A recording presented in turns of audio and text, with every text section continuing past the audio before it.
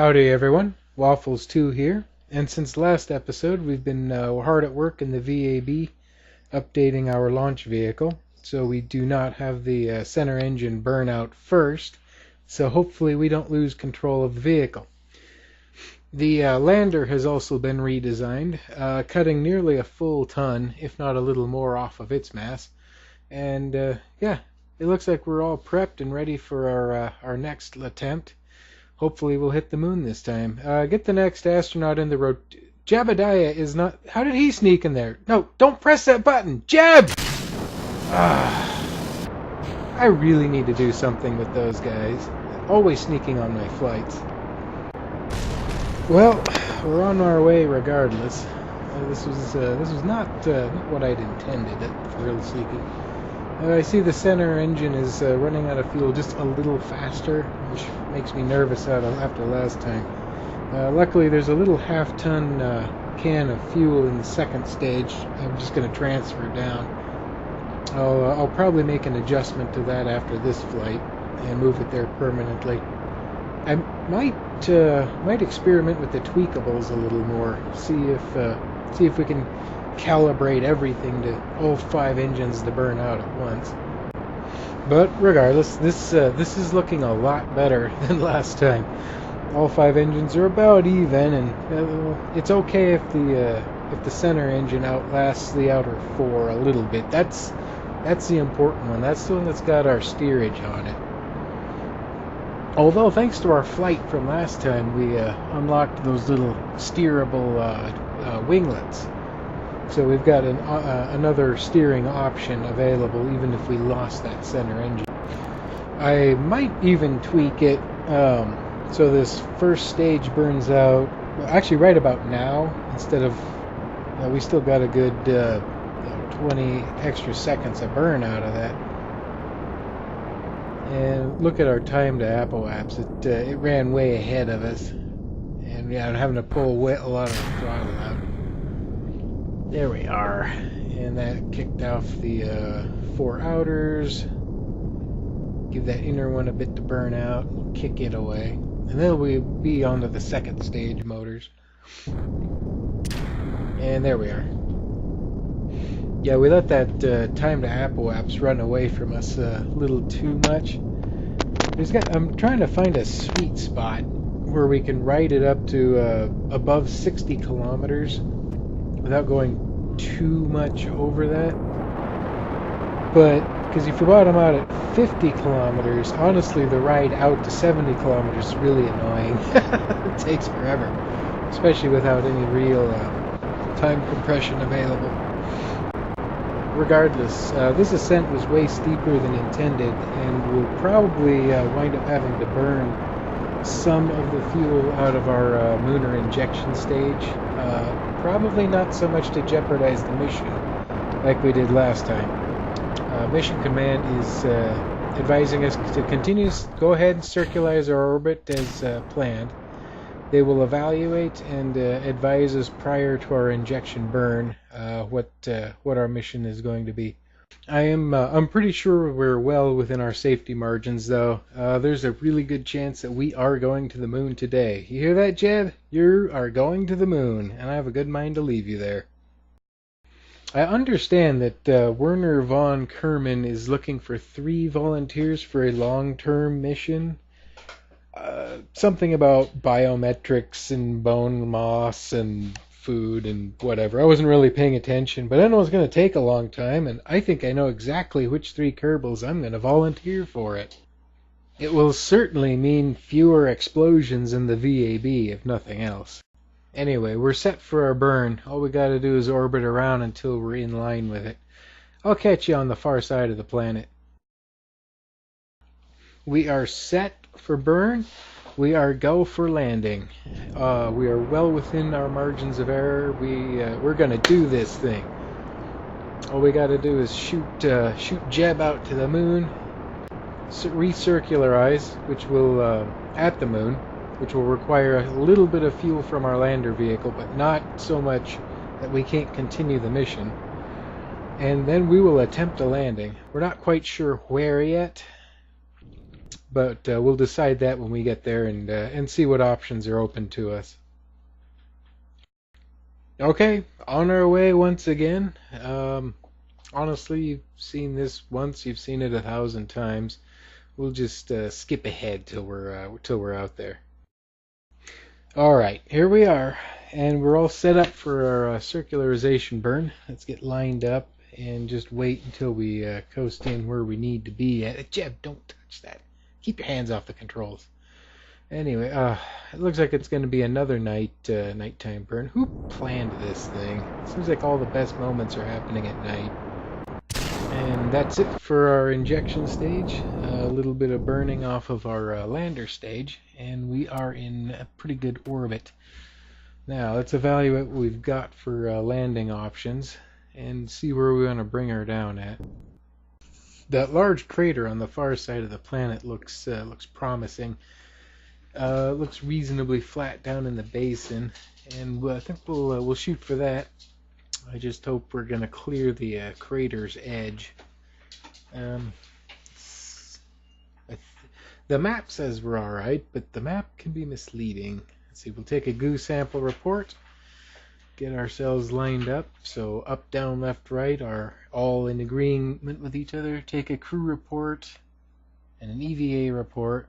Now we'll go ahead and activate our comms dish and send those reports back to Kerbin. Or cannot transmit. Oh, we're on the dark side of the moon. We're in a communications blackout. We can't transmit anything, so we'll have to store the reports for later. In the meantime, let's just get set up and prep for our landing. We'll just kind of eyeball the site. This lander is just a little bit overpowered, I think, but that can be a good thing. It means that we can basically stop right when we want to.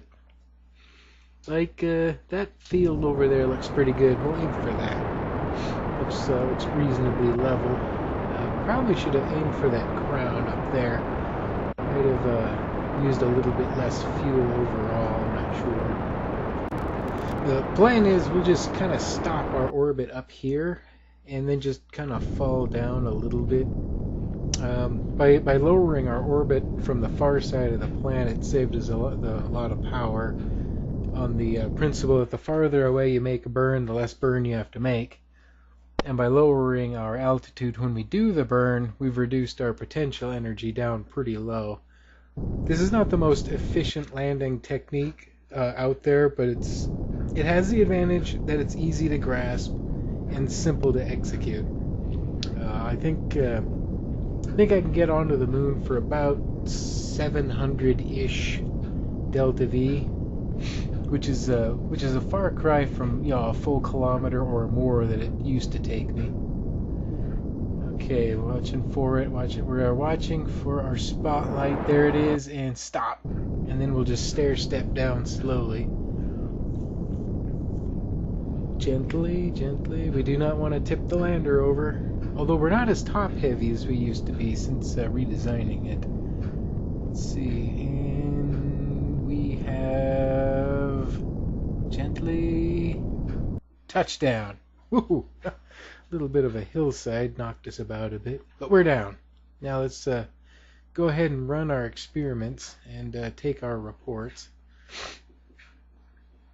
And then Jeb here is going to run around, and there's no need there's no need to carry all that equipment back with us. We just need the stuff out of the samples from inside. She's going to collect all those up for us. Leave a flag, say a few stirring words. Go ahead, Jeb. This is your show for once. I'm not going to get in your way. And we're not in the northwest crater, you dunce. We're fine. Anyway, let's board the ship and prep ourselves for departure.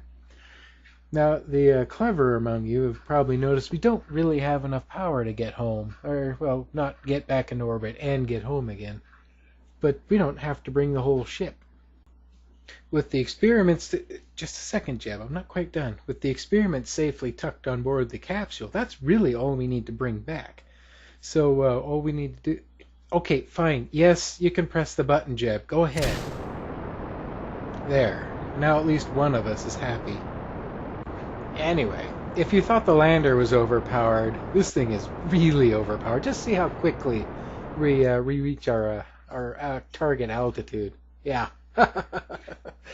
It'll be better when we can unlock a smaller, lighter weight engine to stick under there, which will make this design even more efficient because we'll be able to shave another 400 kilograms off by ditching the LV909 and going with the Rockomax 487. Anyway, I'm still really paranoid about running out of fuel on this mission, so I'm working very hard not to burn any more Delta V than I absolutely have to. So I'm using the trick I mentioned last time about, perfectly circular orbits. Basically just getting my time to apoapse around 10 seconds and just leaving it there and slowly raising my periapse up where I need it to be. I don't know if it's any more or less efficient to do it that way, but what it does do is I'm much less likely to overburn and waste energy that I didn't need to circularizing. Now let's monkey around with the maneuver nodes a little bit, see where we need to be at. Looks like we're at a good point to burn now. So point prograde and pedal to the metal, Jeb. Yes, the lever can go all the way forward. Okay, careful. There we go. That looks like a good return altitude. Now that we've cleared the horizon and mission control is on the correct side of the planet, let's go ahead and fire up our comms dish and start sending off some of these reports and take some new ones in their place. Looks like we've only got all the batteries are on the lower stage, so we've only got the internal batteries of the capsule to deal with. So we'll have to quickly point them to the sun and get them charged up before we can send the rest of the reports off. There, that looks good. Looks like we can manage one report at a time, but we're done, I think. We'll shut her down and just coast on back to Kerbin. Goodbye, Moon. We'll see you next time we want to pluck rocks off your surface, which will come sooner rather than later. That actually went surprisingly well. I mean, everything went off without a hitch. I'm really pleased with that. Now we just got to do our re-entry and call her a day. Well, we're done with the engine module. We'll ditch it, leaving us just the command capsule and its heat shield. Any other equipment except the parachute still on that capsule is superfluous at this point. There wasn't room to install the antenna anywhere else, so we're still carrying that along for a joyride. But I think it only masses about 30 kilograms, not much. And we're, oh dear, it's gaining altitude again rather quickly. Did we not go deep enough into the atmosphere, I wonder? Looking at those numbers, I'm going to say no. Oh dear. The solar panel was on the engine module. We don't have any way to recharge those batteries. Jeb, you might want to shut the circuit breaker off, buddy. Just a hunch. Oh, okay, here we go. Capsule re-enters atmosphere. Take 2. And let's hope this works, because this is it for our electric charge. We're not going to get another attempt. We'll come down out of control if we do. Cross your fingers, buddy. Let's hope we make it this time. Jeb, buddy, pal, friend, you did make sure your affairs were in order, right? Okay, good. Anyway, that looks pretty good. Okay. All right. We're terminal. We're definitely landing. Let's look at everything we've collected on this mission. Several goo reports, surface samples, EVA reports. I think we're gonna get a boatload of science out of this mission. I have a good feeling about the science center next time we visit it. Oh, look, and there's Minmus just popping over the horizon. That is such a hard moon to spot. It's just it's just a tiny little dot most days. Huh. Minmus. Let me think. Anyway, focus, task at hand, coming down. We're dropping vertically. Get ready to deploy shoots. Shoots away. Jeb, this looks like it's going to end well for you, buddy. Well, your name's in the history books as the first Kerman on the moon. I hope you're happy. I know I'm going to be happy with all that science once we get back to the research building and the VAB. Anyway, send someone to pick this guy up. That's it for this episode. See you next time. Ciao.